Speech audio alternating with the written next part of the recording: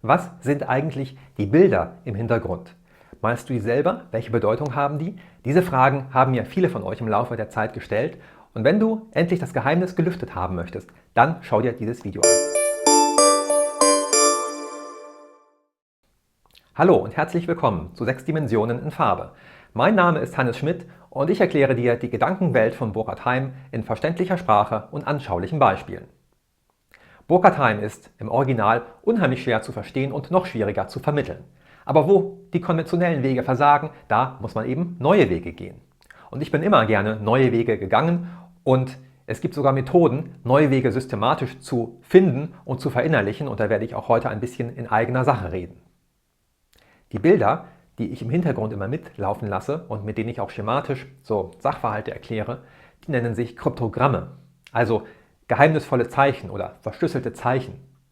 Der erste, bei dem die Fähigkeit, die zu malen bzw. zu schreiben aufgetreten ist, war mein geistiger Lehrer Philipp Latan, Ende der 1980er Jahre schon.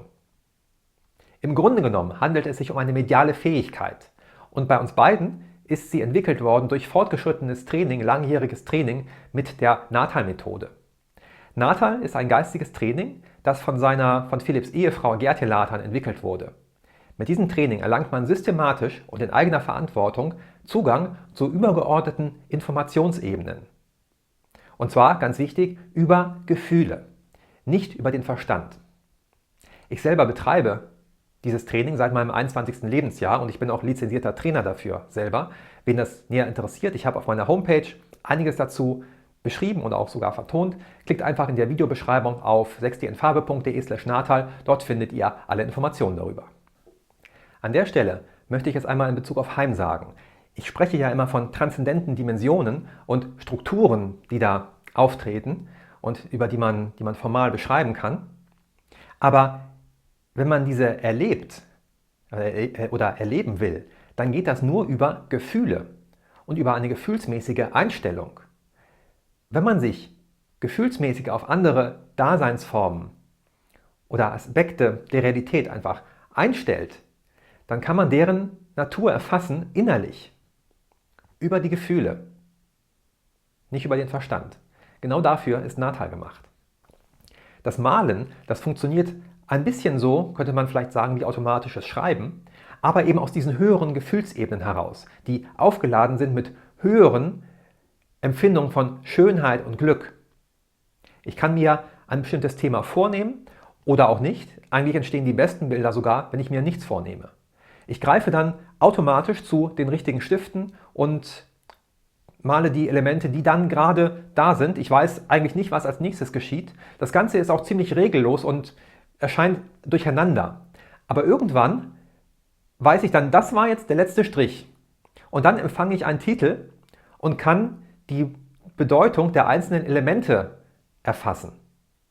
Ich komme gleich zu einigen konkreten Beispielen, die ich euch vorstellen möchte. Ich darf nicht mit dem Verstand dazwischen funken, das würde den Prozess stören.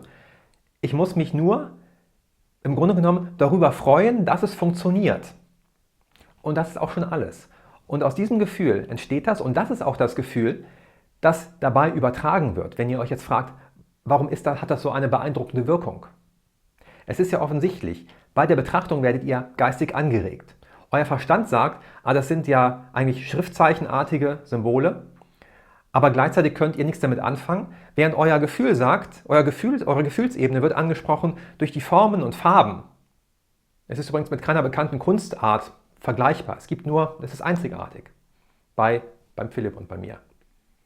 Ihr tretet aber in eine gefühlsmäßige Resonanz und das erzeugt einen Gleichklang von Verstand und Gefühl und damit auch der Gehirnhemisphären. Das ist etwas, was Natal par excellence erzeugt, also im Training dann, par excellence erzeugt, besser als alles andere, was ich je gesehen habe.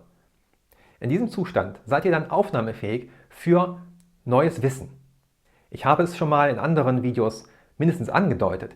Wissen ist immer an Gefühle gekoppelt. Das ist etwas, was die meisten Wissenschaftler kategorisch und empört von sich weisen würden, aber es funktioniert nur so. Wenn ihr an neues Wissen kommen wollt, dann geht das über Gefühle und es ist ganz egal, ob das um Psychologie geht, um Gartenbaukunst oder auch um Mathematik. Und ich betone es nochmal, es läuft unserer normalen Auffassung von Wissenvermittlung entgegen. Aber wenn ich daran denke, wie viele von euch mir E-Mails geschrieben haben oder auch in Kommentaren gepostet haben, endlich habe ich den Burkhard Heim mal verstanden, dann kann ich mich erstens nur nochmal dafür bedanken und zweitens fühle ich mich doch sehr bestätigt in der Wirkung von dem, was ich da mache. Eigentlich braucht ihr euch also nur zurückzulehnen und genießen, den Verstand ausschalten, nach dem Video könnt ihr ihn wieder anschalten und das auf euch wirken lassen. Es fließt unterschwellig rein. Und jetzt kommen wir zu ein paar Beispielbildern, an denen ich euch einfach beschreiben möchte, was was so Bedeutung sein können und wie ich das dann wahrnehme. Das hier zum Beispiel, das ist der lebendige Kosmos. Das sind die einzelnen Lebewesen, die hier wie Schmetterlinge herumflattern in allen möglichen Farben. Alle sind miteinander verbunden, weil Leben ist nie isoliert. Alle Individuen einer Spezies sind verbunden und auch alle Spezies untereinander. Das sind die Triebkräfte der Evolution, die im Hintergrund stehen und die Ziele, auf die sich die Arten oder die eine Art zubewegt und an der sich auch die Individuen orientieren.